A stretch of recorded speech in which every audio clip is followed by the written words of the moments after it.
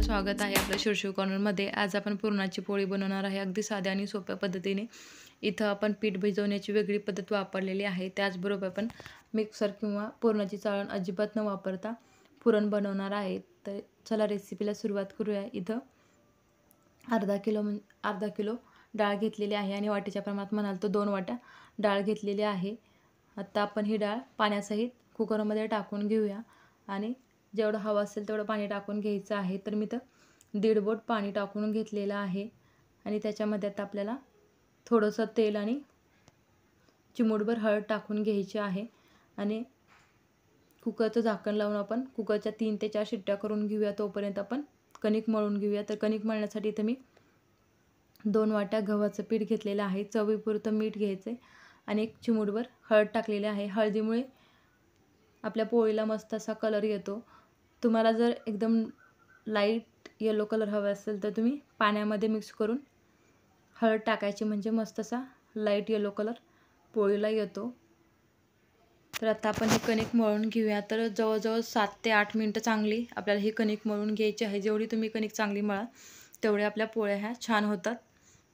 तर इथं थोडं थोडं पाणी करून मी मस्त अशी ही कणिक मळून घेतलेली आहे। आता आपण हिला भिजत ठेवायचे आहे।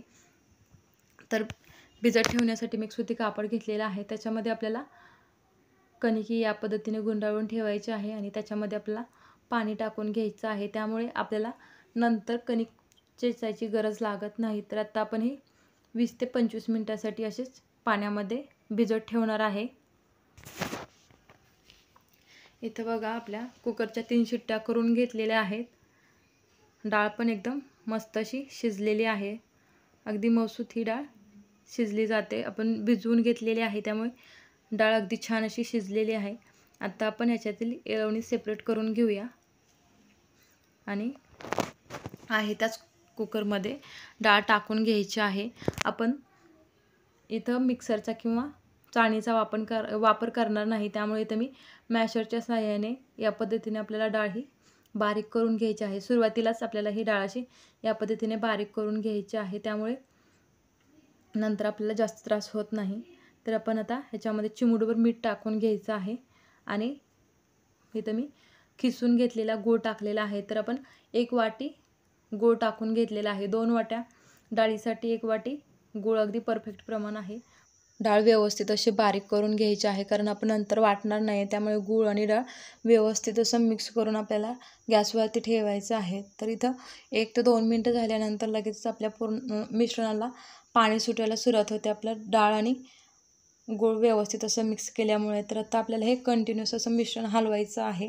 जवळजवळ 7 ते 8 मिनटं झाल्यानंतर बघा इथं आपलं पुरण हे तयार झालेलं आहे। बऱ्याच जणांना काय होतं की पुरण झाले की नाही हे कळत नाही, त्यामुळे ते जास्त पातळ किंवा जास्त दाटसर होतं, त्यामुळे व्यवस्थित अशी पोळी तयार होत नाही। तर पुरण झाले हे ओळखण्याची पद्धत या पद्धतीने बघा तुम्ही, आपण झारा घेतलेला आहे तो पुरणामध्ये ठेवायचा, जर तो पडला नाही तर समजायचं की आपलं पुरण हे तयार झालेलं आहे। तर आता पुरण तयार झालेलं आहे, त्यामुळे आपण इथं जायफळ टाकून घेऊया। सुरुवातीला टाकायचे नाही, तर पूर्ण तयार झाल्यानंतर आपल्याला इथं जायफळ आणि इलायची पावडर टाकून व्यवस्थित असं मिक्स करून घ्यायचं आहे। इथं अगदी मस्त असं आपलं पुरण तयार झालेलं आहे। आता आपण कणिक मळून घेऊया। तर इथं आता जवळजवळ 20 मिनटं झालेले आहेत। आता आपण पाणी बघा तुम्ही, मी पूर्ण भरून ठेवलेलं तर पाणी ॲब्सॉर्ब करून घेतलेलं आहे। जे एक्स्ट्राचं पाणी आहे ते काढून घेऊया आणि एका मोठ्या परातीमध्ये आपण कणिक मळून घेऊया। तुम्ही कणिक मळण्यासाठी इथं पाण्याचा किंवा मग तेलाचा पण वापर करू शकता। तर बघा या पद्धतीने आपल्याला व्यवस्थित असं मळून घ्यायचं आहे। इथं मी आता थोडासा तेलाचा वापर करणार आहे। हाताला थोडंसं तेल लावायचं आहे आणि आपल्याला हे पीठ व्यवस्थित असं 1-2 मिनटं मळून घ्यायचं आहे। अगदी पातळसर ही कणिक भिजली जाते, आपल्याला कोटून घ्यायची गरज लागत नाही। तर बघा अगदी मस्त आपलं मऊ लुसलुशीत कणिक मळून झालेले आहे। आता आपण पोळी लाटून घेऊया। तर त्यासाठी तुम्ही पोळपाटाला एक सुती कापड बांधून घेतलेलं आहे, त्यामुळे आपली पोळी ही मस्त अशी लाटता येते। आता आपण पुरणाचा गोळा तयार करून घेऊया, त्याचबरोबर कणकेचा गोळा पण तयार करायचा आहे। कणकेच्या गोळ्यापेक्षा पुरणाचा गोळा हा 2-3 पट मोठा असला पाहिजे। आता आपण या पद्धतीने पुरणाचा गोळा ठेवून दोन्ही हाताने दाबायचा आहे अंगठ्याच्या साहाय्याने आणि या पद्धतीने आपल्याला व्यवस्थित असा उंडा तयार करून घ्यायचा आहे. जे एक्स्ट्राचं पीठ आहे ते काढून घ्यायचं आहे आणि या पद्धतीने आपल्याला उंडा तयार करायचा आहे. त्याच्यानंतर आपल्याला दोन्ही हाताने या पद्धतीने प्रेस करायचं आहे. त्यामुळे आपलं पुरण हे सगळीकडे समान पसरलं जातं आणि व्यवस्थित अशी पोळी ही फुगली जाते. आता अगदी हलक्या हाताने आपल्याला पोळी ही लाटून घ्यायची आहे. तर बघा या पद्धतीने व्यवस्थित असं लाटून घेऊया. 2-3 वेळा पलटून आपल्याला पोळी ही लाटून घ्यायची आहे. एका साईडनं फक्त पोळी लाटायची नाही. जर एका साईडनं पोळी लाटली तर एका साईडला पातळ आणि दुसऱ्या साईडला जाड अशी पोळी राहते. त्यामुळे 2-3 वेळा पलटून आपल्याला पोळी ही व्यवस्थित अशी लाटून घ्यायची आहे. पोळी तयार झालेली आहे. आता आपण भाजून घेऊया. तर इथं तवा तापलेला आहे. आपण तूप टाकून घेऊया किंवा तेलाचा वापर केला तरीही चालेल. 1-2 मिनटं थांबल्यानंतर वरती बुडबुडे आले की आपल्याला पोळी पलटून घ्यायची आहे. त्याच्यानंतर आपल्याला 1-2 मिनटं थांबायचे आहे. तर बघा इथं आपली मस्त अशी पोळी ही फुगलेली आहे.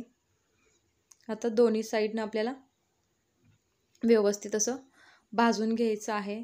1दा-2दा पलटल्यानंतर आपल्याला पोळीला तूप लावून घ्यायचं आहे.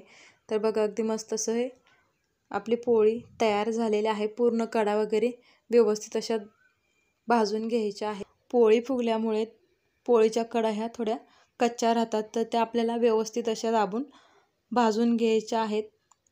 तर बघा इथं आपली मस्त अशी खरपूस पोळ्या भाजून तयार झालेल्या आहेत.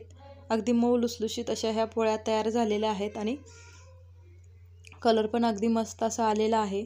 तुम्ही आतून पण पाहू शकता.